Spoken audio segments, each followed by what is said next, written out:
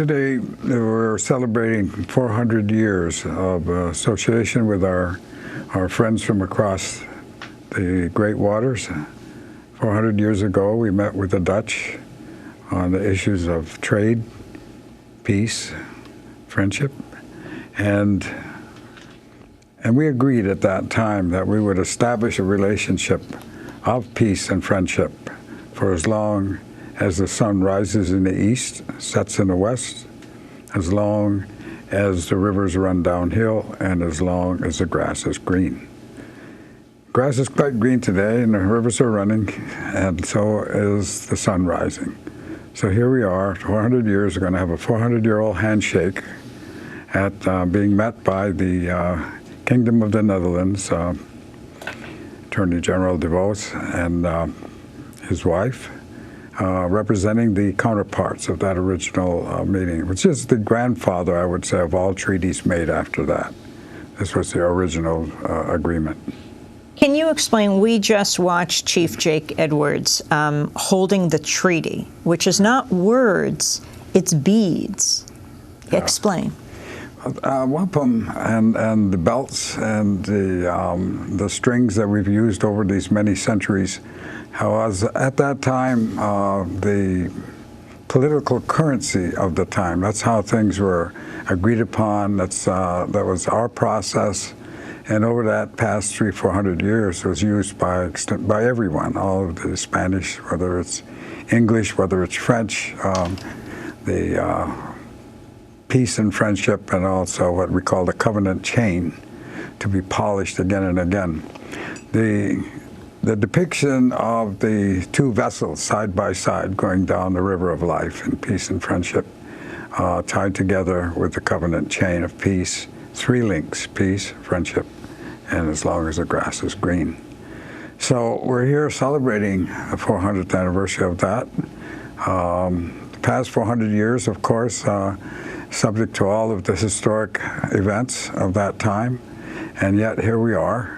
And yet the issue remains peace and friendship. And I think from our perspective, we're concerned about the future. We're concerned about the earth 7 generations hence, and the conduct of people. And so we wonder, how do you instruct 7 billion people as to the relationship to the earth? Because unless they understand that and relate the way they should be, future is pretty dim for the human species. Pete Seeger, as Oren Lyons is speaking, you're nodding your head yes. Why are you involved with the Two Wampum campaign? I was fortunate to meet a man named Ray Fadden, who was a teacher on the Mohawk Reservation near the St. Lawrence River, way back in 1950. And he taught me things. I was trying to run a little festival in the Adirondacks, and he came there with some of the students from his reservation. I remember asking him if he would teach me one of his songs. He said, "Pete, our songs are sacred to us, and you should not even try and sing them, except here's a Seneca canoe song. I'd be glad if you learned that." So for 65 years, I guess, I've been singing the Seneca canoe song if I'm ever asked about Native American culture. Can you sing it now? Kayo wajine, yo ho, hey, hey, yo ho, kayo wajine, kayo wajine, hey, kayo wajine, hey, yo ho, hey, hey, kayo wajine, kayo wajine, hey. And it keeps on going. You have said that we should look not across the ocean for role models. An extraordinary man, no one knows exactly how many hundreds of years ago, paddled out of Lake Ontario and went to a little village the first village he came to, and said, "My name is Daganawida, but you can call me the peacemaker." Well, the local war chief says, "Get out of here. That's women's talk. I'm Atahayo, the war chief." So this young man went to another village, and there he met a man named Hiawatha, who was grieving for his wife and daughter who had died. Longfellow used his name, but Longfellow was actually telling a different story. But these two men now went from village to village to village and described a very interesting form of keeping the peace. These people, the Six Nations, the Senecas in the far west near Lake Ohio, the Onondaga is maybe 40 miles east, Cayuga is another 40 miles east, Lake Cayuga, that's where Cornell is.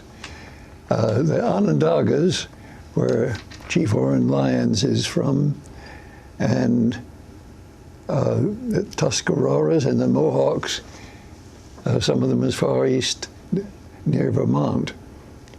And they started fighting with each other.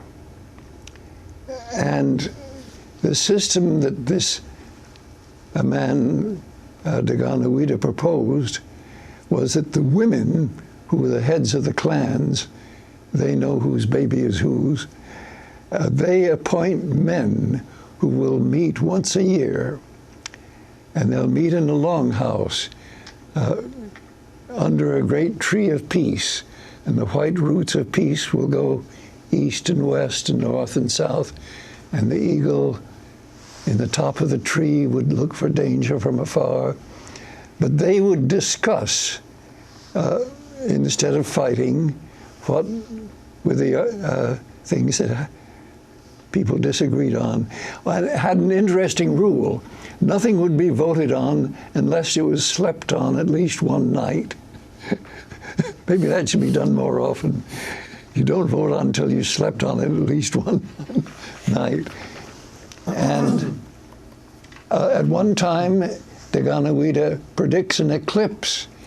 He says, tomorrow the afternoon the sky will darken itself as proof that we're speaking the truth. And it did darken itself. He must have watched exactly where the moon and the sun were rising and setting, and says they're going to touch each other. And finally, this extraordinary system of government took place. Daganawida stuck around. Nobody knows exactly how long, whether it was half a year or 2 years, but he stayed to make sure that this system was working. And then he got into his canoe and paddled north into Lake Ontario, and nobody ever saw him again. But isn't that interesting? I told the story more or less correctly, didn't I? More or less.